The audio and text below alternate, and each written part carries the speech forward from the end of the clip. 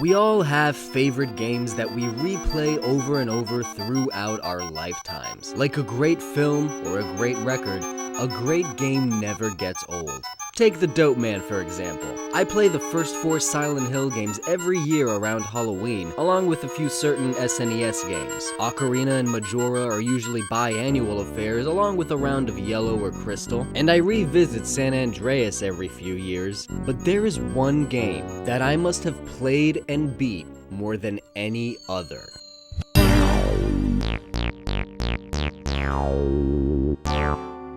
I love this game to death. I was always into horror, and I was just getting into survival horror when this came out, so when I heard Nintendo was coming out with their own little horror game, I was like, I loved absolutely everything about Luigi's Mansion. The premise, the music, the atmosphere, the ghost busting, the treasure hunting, the layout of the mansion, the role reversal of Mario and Luigi. Its only shortcoming was its short length. But that never bothered me. I never even considered it short until others pointed it out. But it doesn't need any more content than it already has. It's complete for what it is. There are punk records less than 20 minutes long, but they're complete for what they are. Luigi's Mansion is not an LP, but it's a damn perfect EP. Band humor. Besides, have you ever tried to get all golden frames? I look forward to playing Luigi's Mansion many more times until I'm as dead as the ghosts in it. But I want more. And I don't want to wait another 7 to 12 years. When I first covered this series, it was barely a series, and I laid out all my wishes and ideas for Luigi's Mansion 3, which has since come out and blown us all away. I loved it. But many things I wanted still didn't appear. So in this episode, I'm fleshing out all my dreams and nightmares for Luigi's Mansion 4. To begin, let me point you in the direction of another great horror game. All Fatal Frame games are basically the same. You play as an adorable Japanese girl, exploring a place haunted by ghosts who died in a failed cult ritual meant to seal a gateway to hell. Despite its darker, M-rated nature, the two series have a strange amount in common. Both games task you with rescuing a family member from the paranormal. Just like the Poltergeist, Fatal Frame provides you with an unconventional method of capturing specters by taking photographs with the camera obscura. Like the original Luigi's Mansion, the original Fatal Frame takes place in a single sprawling manner and is divided into 4 chapters. And like Luigi's Mansion 2, Fatal Frame 2 took place in a small village containing 5 estates. However, Dark Moon butchered this pattern by also being like Fatal Frame 3 and employing a restrictive mission structure instead of an open world. Boo, not cool. This was one of people's main criticisms of Dark Moon, but there is more. Oh, but Dark Moon was way better than blah, blah, blah, blah. Oh yeah, no, you know what, no. Now I'm gonna be talking my fair amount of shit about Dark Moon, but don't get me wrong, I love Dark Moon. I like it a lot, it's a great little game. But that does not change the fact that Dark Moon is Sticker Star. It's Hey Pikmin, it's Federation Force. Sure, it's a better game than all those combined, but it's still a watered-down iteration of the series. I'll give it its due credit and say it's the least diluted and very best title out of that AA library from the 3DS Wii U era, but on the Switch, it would feel like lineup filler. The original might have been shorter, but it was also better, and I want the next game to leave them both in the dust. Coincidentally, that did happen. But I want them to continue being wild and ambitious, and I have a few ideas not unlike Fatal Frame 2.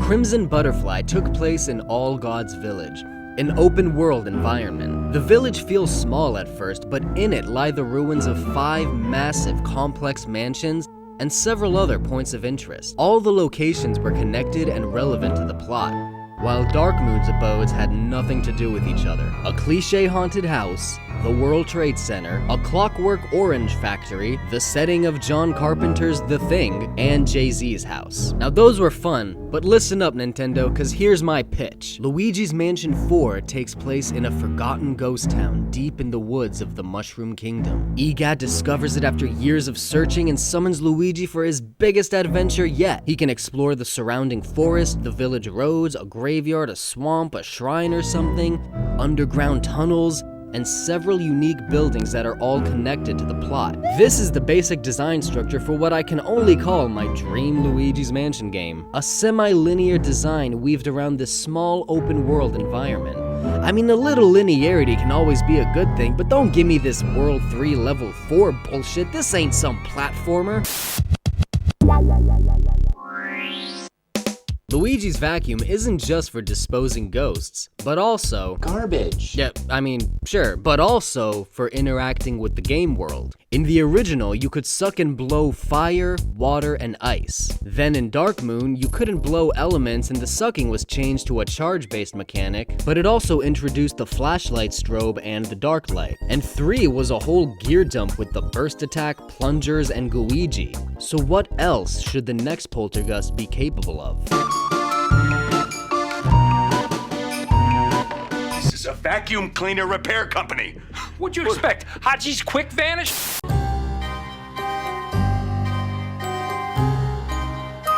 Ghosts are the core of the series. Spooky ghost! The creamy, gooey, ectoplasmy custard filling. Ectoplasm! And it's another thing the original did better. There was such a greater variety.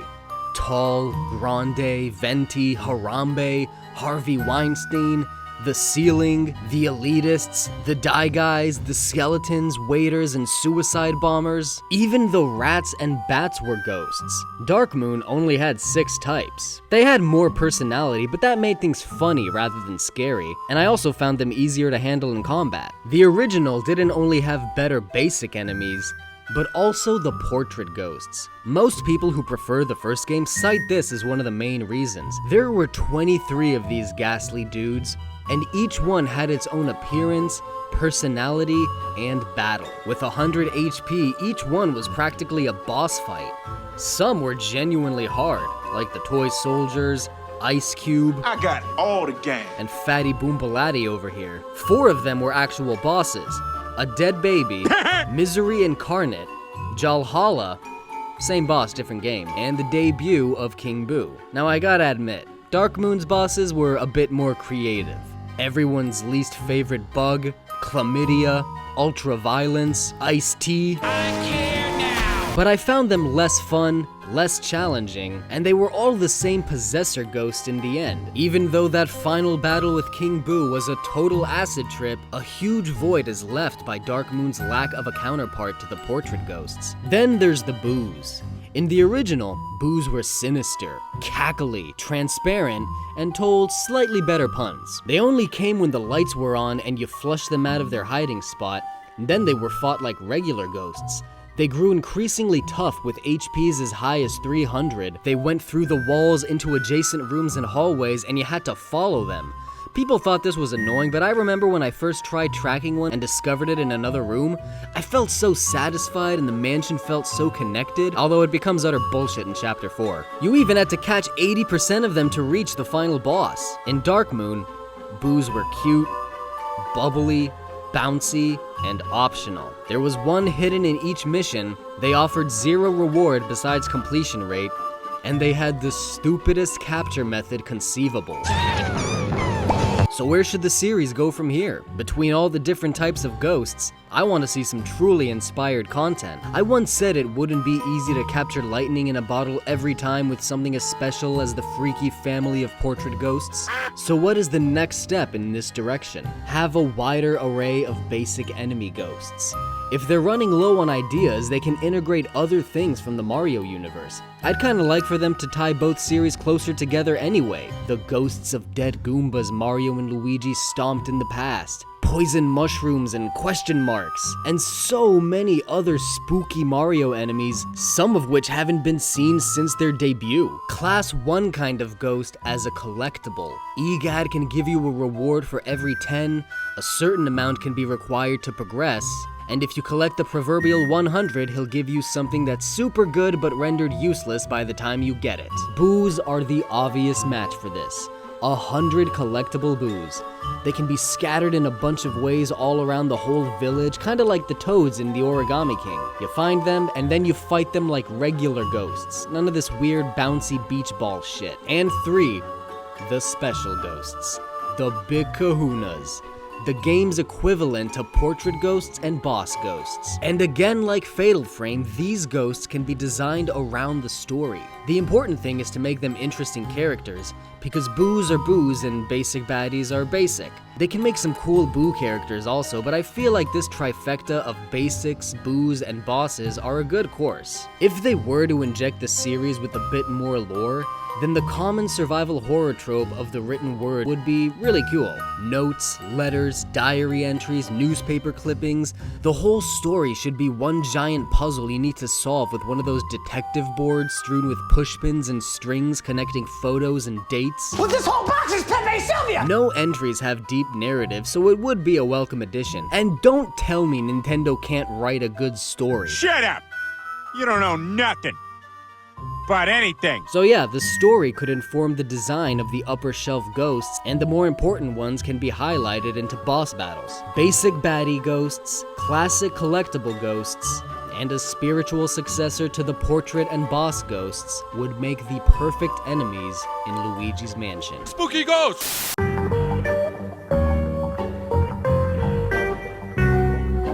I loved treasure hunting in the first game. I loved everything about it. The way the coins and notes and gold bars were counted separately, the multicolored gemstones, the pearls. Dark Moon had 50 gems, but they weren't as fun to collect and offered 0 reward. You had to pretty much gather every G to get that A ranking, and it was much more of a blast. And 3 also did treasure hunting really well. I did like how Dark Moon used it to upgrade Luigi's gear, but by the second chapter I was already finished, and I had no incentive to gather more other than just for the fun of it. That idea could have been built on in Luigi's Mansion 3, but that felt like another half-assed job. This should be built on with more gear, more upgrades, more items, more consumable items, and it must require the player to actually spend the treasure for the service. This incentivizes the player to constantly hunt for it, and the game can still tally the final score at the end. Regardless, I want shiny, diverse, functional, fun-to-find, spooky, scary treasure.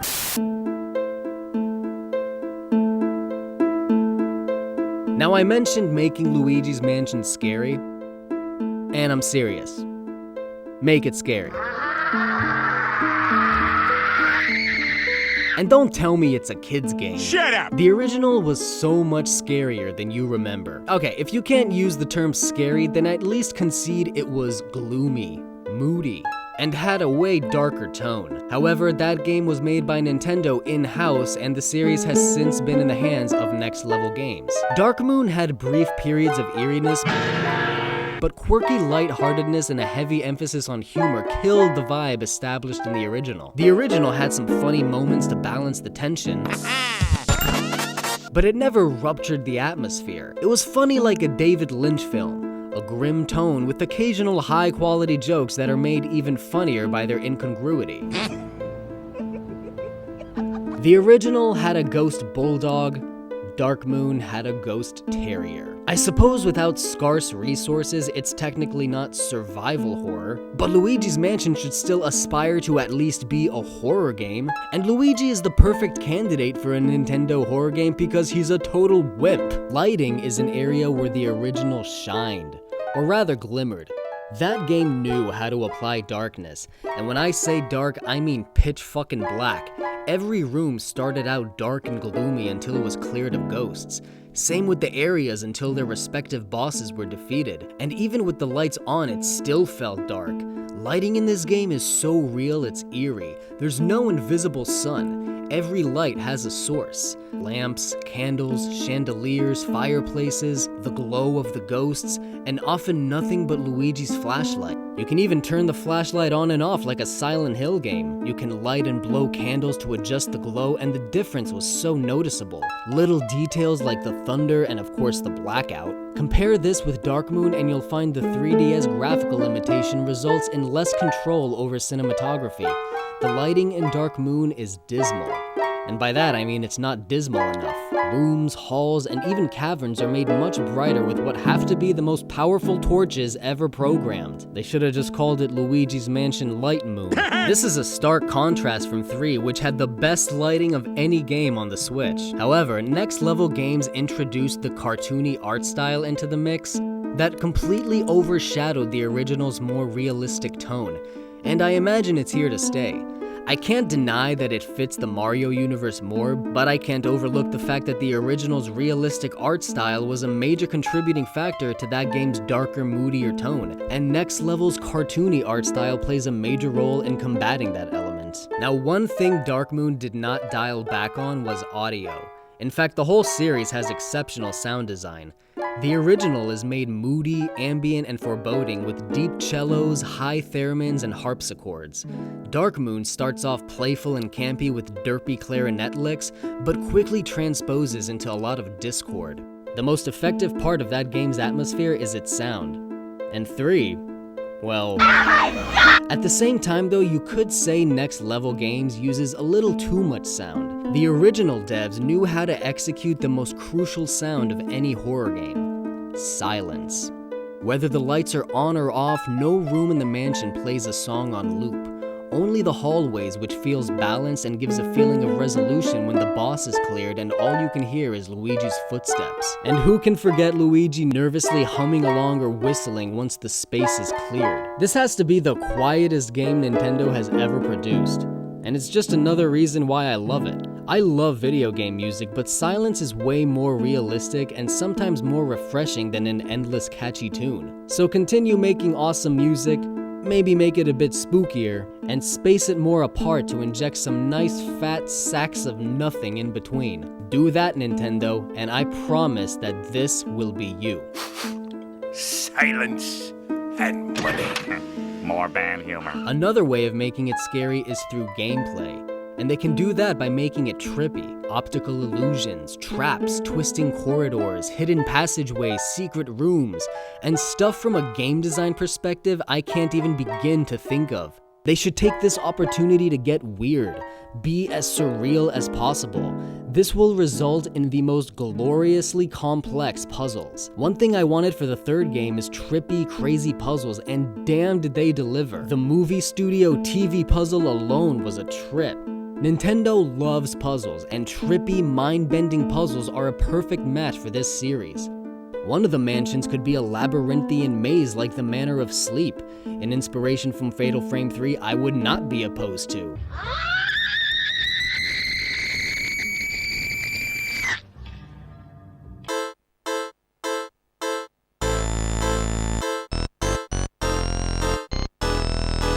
Nintendo has incomparable expertise in making games, and if they don't want to make a sequel to Eternal Darkness, then fine. It works as a standalone title anyway, but if they want to carve themselves a nice juicy slice of that survival horror market, Luigi's Mansion is their golden ticket. I waited a long time for that third game, and I hope there will be a fourth, and a fifth, and on, but only if they abandon the casual approach that Dark Moon tiptoed in and are treated like Luigi's sister series to Mario's big 3D adventures. Give me an open world ghost town with an ensemble of creepy ghouls and treasure. Make it big and fun and challenging, and most of all, make it freaking scary.